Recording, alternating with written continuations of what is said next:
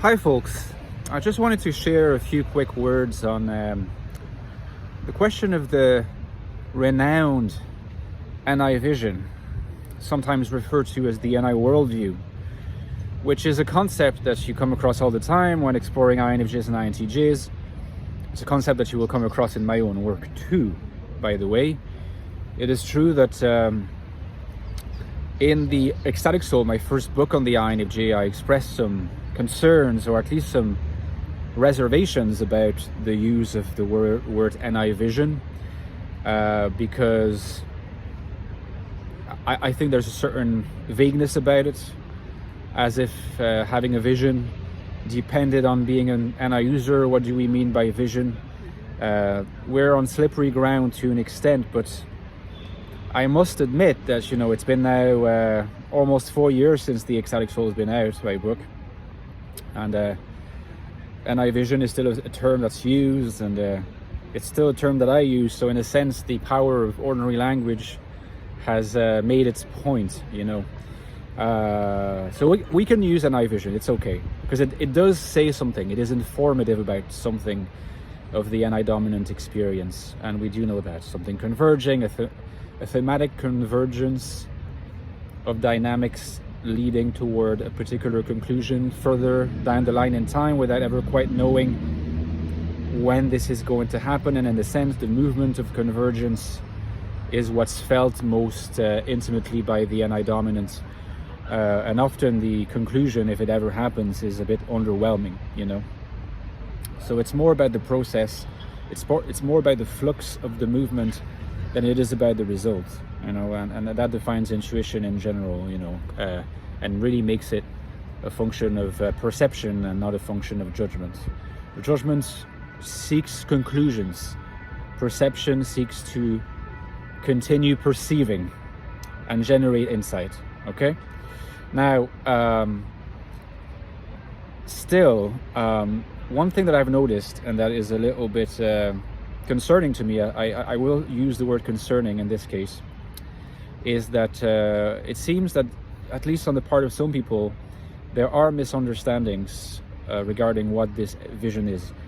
In fact, it's not so much in terms of quality, but in terms of quantity that I think there are misunderstandings. In terms of scope, too many people still, whether they are INFJs or people interested in the INFJ personality, or INTJs, or people interested in the INTJ personality, a lot of people seem to think that this Ni vision is necessarily this kind of grand vision waiting to be realized, and that in a sense the INFJ and the INTJ are struggling in life, at least in part because they feel crushed by the ponderous weightiness of how big this potential vision is, and how they're just really struggling to bring it about in the face of their own powers of articulation, in the face of their own powers of synthesis, and in the face of what looks like the reticence of the outside world, particularly the social world, the general public.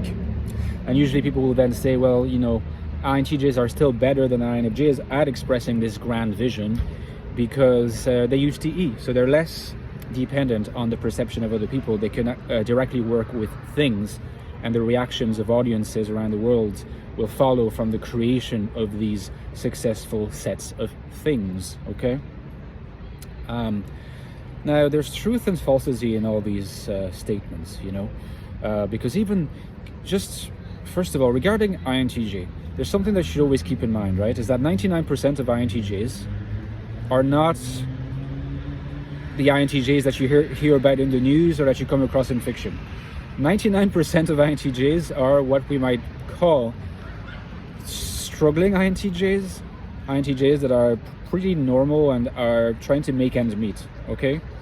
They're trying to hold sway, but it's not easy, like for the majority among us, all right? So don't let the somewhat idealized view of INTJs make you think that this view can be straight, like, stuck onto the image of just about any INTJ you might come across in your life. It's just simply not the case. Similar thing applies to INFJs. So the vision, right, exists, but it does not have to be grand It's not about struggling with the perception of other people who can't appreciate the scale and genius of it, or struggling to articulate it in view of your own powers of cognition, or synthesize it. It's principally and mostly about having a vision. How many people in the world have like a pretty unified, consistent, propelling vision? It might concern pretty much just themselves and a few other people around them. It could be very localized, and it would have the exact same power. In fact, it has more power because it's realizable, because it's sustainable, because it can be achieved. So I think INFJs and INTJs should stop thinking that they're facing this like nearly impossible challenge of having to bring about something really special in terms of visioning, in terms of visionary contribution. You bring about what you have the potential to bring about, not just what you have the potential to bring about, but what you are interested in bringing about. It could be in the form of writing books. You know, I have viewers and supporters who write books, and that's how they realize their vision. You can do it by being a coach, helping people that way. You can do it by being a writer of various sorts, like writing papers, writing journal articles. You can do it by being a teacher. You can do it in an infinity of ways. What matters is having this vision, being aware that you have it, and being aware of how this particular vision colors your world and colors your interaction with other people. Because a vision, an NI vision, is never more effective than when you see the impact around you on the people that are meant to be impacted by it, even if it's not a lot of people. And again, this propelling energy that it tends to have will usually carry people with it. And there's nothing more satisfying than to see this. Whether it's 1, 2, 3, 4, 5, 10 people, or thousands or millions of people. Okay, so keep this in mind, because if you opt for the erroneous view that vision means grand vision, you could well set yourself up for disappointment.